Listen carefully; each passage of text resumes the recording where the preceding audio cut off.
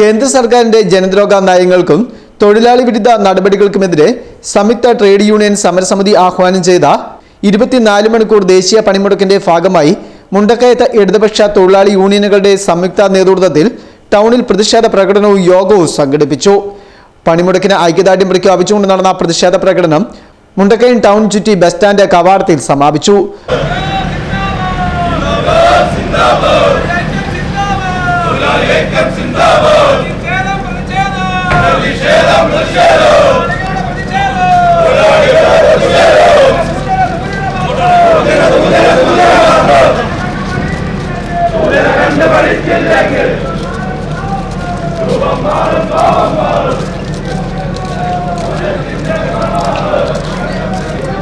തുടർന്ന് നടന്ന പ്രതിഷേധ യോഗം CITU കോട്ടയം ജില്ലാ ജോയിന്റ് സെക്രട്ടറി കെ രാജേഷ് ഉദ്ഘാടനം ചെയ്തു.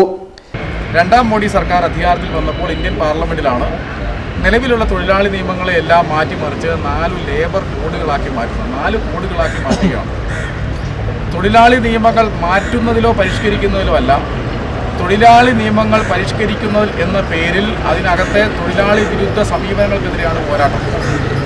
ഉദാഹരണത്തിന് ഇവിടെ പറഞ്ഞ പോലെ അധിക ജോലി 8 മണിക്കൂർ ജോലി സമയമായി നിജപ്പെടുത്തുക എന്നത് ലോകത്തെമ്പാടുമുള്ള തൊഴിലാളികൾ അവരുടെ ജീവൻ കൊടുത്ത് നേടിയ അവകാശമാണ്. ഒരു മനുഷ്യന് 8 മണിക്കൂർ കൂടുതൽ ജോലി ചെയ്യാൻ കഴിയില്ല തുടർച്ചയായി.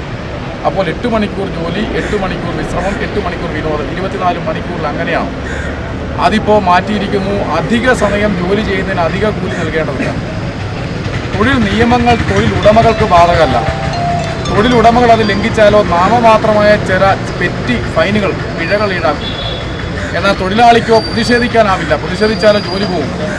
തൊഴിൽ സ്ഥിരത എന്നൊന്നില്ല. സ്ഥിര ജോലിയാണോ അങ്ങനൊരു ചോദ്യത്തിന് പ്രസക്തിയില്ല. സ്ഥിര ജോലി എന്നൊന്നില്ല. അതിനെതിരെ പ്രതിഷേധിക്കാൻ പാടില്ല.